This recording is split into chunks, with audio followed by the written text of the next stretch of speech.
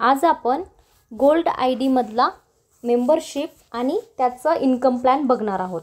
सर्वप्रथम तुम्ही जर गोल्ड ID जर घेतला तर तुम्हाला मायक्रो बिझनेस सोबत सेसा हब हा चॅप्टर फ्री मिळतोय। सेसा हब मध्ये तुम्हाला ऑनलाइन कोडिंग सोडवण्याचं काम आहे। 40,000 जर तुम्ही कोडिंग सोडवली तर तुम्हाला 4,000 रुपये सॅलरी मिळते। मायक्रो बिझनेस मध्ये जर तुम्ही 10 किलो माल तयार केला तर कमीत कमी तुम्हाला 7,000 रुपये मिळतात ॲज अ सॅलरी म्हणू शकतात किंवा तुमचं इन्कम म्हणू शकतात, कारण की इथं 7,000 प्लस सुद्धा तुम्ही काम करू शकतात, कारण की इथे तुम्ही 10 किलोपेक्षाही जास्त काम करू शकतात।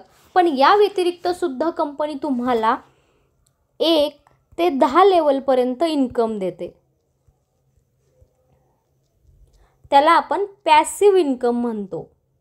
जसं मार्केटमध्ये तुम्ही पाहिलेच असताल प्लॅटफॉर्म की तुम्ही एक जॉइनिंग करा तुम्हाला त्याचं कमिशन मिळतं, त्याच्या खाली लेवल कमिशन मिळतं, मॅचिंग कमिशन मिळतं। हे जे तुम्हाला मार्केटमध्ये तुम्हाला माहितीच असेल, मार्केटमध्ये तुम्हाला हेच काम मिळतं, जॉइनिंग करा आणि रिसेलिंग करा। पण श्रीलाभ एंटरप्राइजेसमध्ये हे 2 काम तुम्हाला मिळतात जे की तुमच्या हातामध्ये असतात।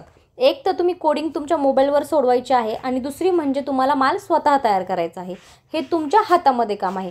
आणि जे 1 ते 10 लेवल इन्कम आहे ते मात्र तुम्ही एक्स्ट्रा अर्निंगसाठी नक्की करू शकतात, कारण की सेसा हबचं जे चॅप्टर आहे कोडिंग सोडवायचं उद्देश हा आहे की जास्तीत जास्त लोकांपर्यंत सेसा हब हे कंपनीला पोहोचवायचं आहे, म्हणजे सेसा हबचे कस्टमर जास्त वाढतील। सेसा हब एक शॉपिंग पोर्टल आहे, म्हणून शॉपिंग पोर्टल असल्यामुळं जास्तीत जास्त लोकांपर्यंत ॲप्लिकेशन डाउनलोड करायचे, त्यामुळं कंपनीनं तुम्हाला कोडिंग वर्क दिलेलं आहे।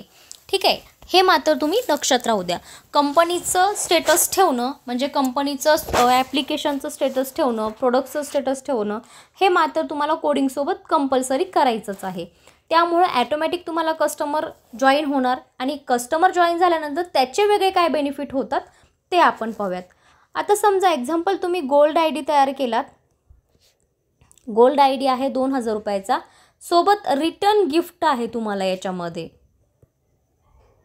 रिटर्न गिफ्ट मिळणार आहे। ठीक आहे, आता याच्यामध्ये जर तुम्ही स्वतः जॉईन आहात आणि तुम्ही काय केलं की तुम्ही एका कस्टमरला जर जॉईन केलं तर तुम्हाला कंपनी 500 रुपये फर्स्ट कमिशन देते, फर्स्ट लेवल।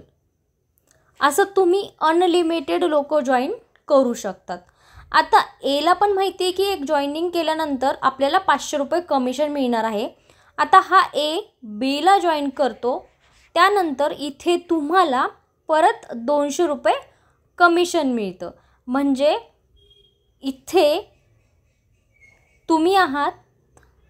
तुम्ही एला जॉईन केलं, 500 रुपये तुम्हाला कमिशन मिळालं।